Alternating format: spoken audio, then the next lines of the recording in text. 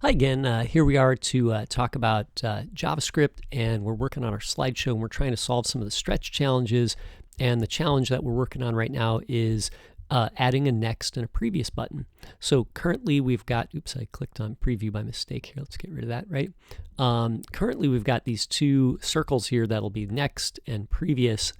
And so we've styled them, but now we need to detect a click event on them to activate the slideshow, right? So let's get our code here, and I'm going to go to our JS file here, and let's see what we have here, right? So we've got this function called make slides, or make slideshow, right?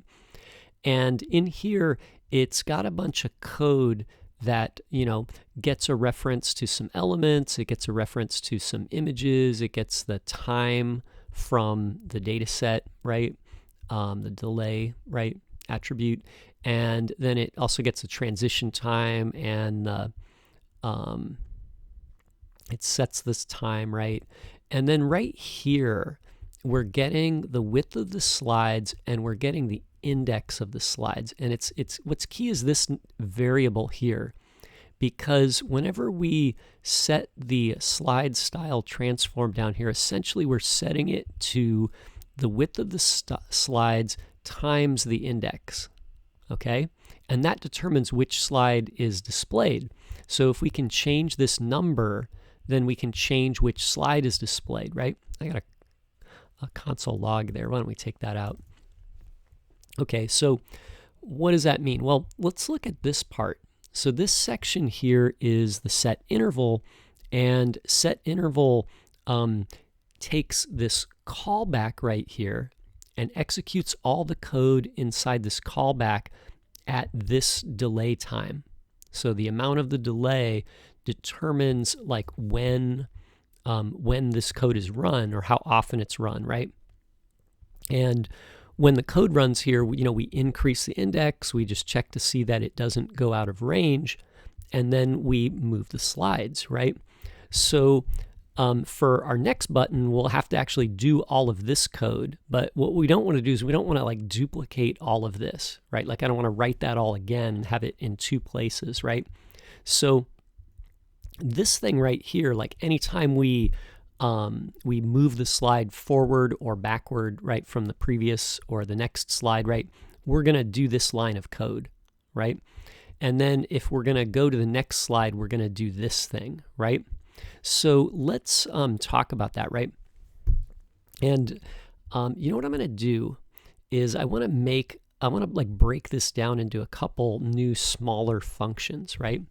So, and then we have to be careful because the variable for index right here is scoped to the make slideshow function. So any other function that's going to make use of this variable also needs to be in that same scope, okay? So, so now that we've kind of talked about that a little bit, let's go to the bottom of set interval. So you can see, like if I put the cursor here, this parentheses goes with this one. So actually all of this is set interval, right?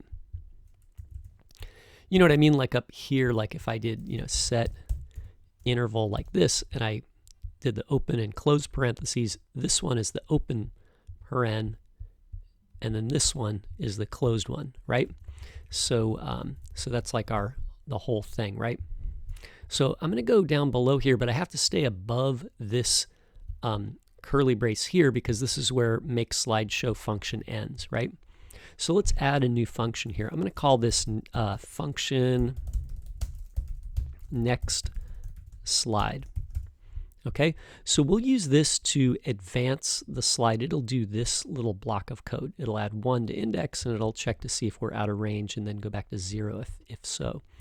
Then let's add another function, prevSlide. And this is going to do the same thing, except it's going to subtract 1 and then check to see if we're less than 0, and then go back to the end of the slide, okay? So the higher number, right? Okay, and then what I want to do next is I want to do this block of code, okay? But I want to make that its own thing. So I'm going to say show, or actually let's make it function show slide. Right? So this will be the slide that we want to show. Okay? So I'm going to take this thing out of here. I can take these two comments because they kind of go with this, right? And I'll put it here inside show slide.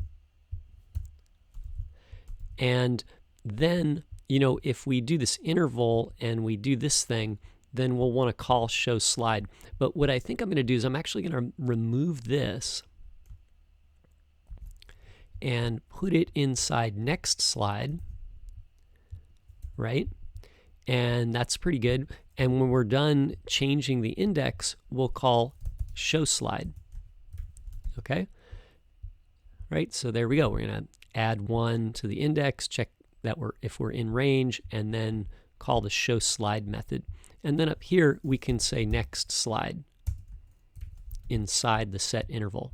So now every interval that goes off, we can, you know, we can wait this delay, and then we can call next slide. And actually, this function doesn't take any parameters, right? So, and it doesn't use, we're going to get into this later, but it doesn't use this, so we don't have to worry about the context.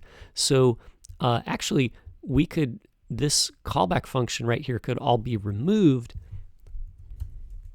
and you could just put next slide here. And now notice, I'm not putting the parentheses on the end. If I put the parentheses here, we'd be executing the function and providing as a parameter the return value of the function, right? But instead, I'm going to provide the function itself. So just like, remember, a function is a block of code, and that's also a value in JavaScript. So I want to take the essentially the value of this slide show next slide function and provide that as the value here, this first parameter, right?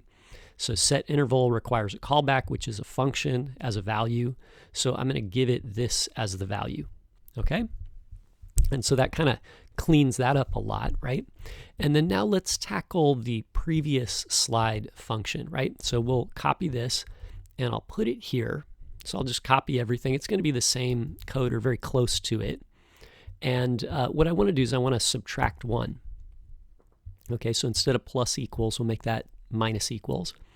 And then here, you know, I need to check to see if you're less than the first slide. So the first slide is 0. So that means that if index is less than 0, then we went off the end, off the, you know, the left side, right? In which case, we want to say, what is it? Oh yeah, images dot length minus 1.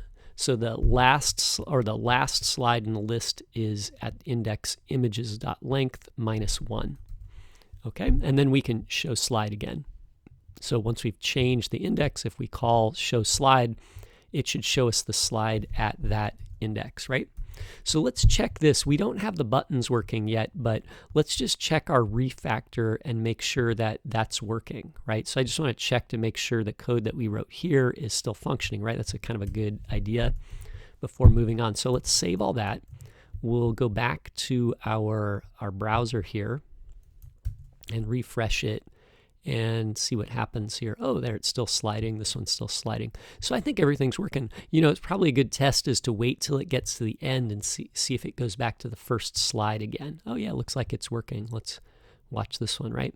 So I think that's pretty good, right? So let's stop here, and then in the next one, we'll get the clicks working on the buttons, okay? So thanks for watching. If you got any questions, please post them to the comments.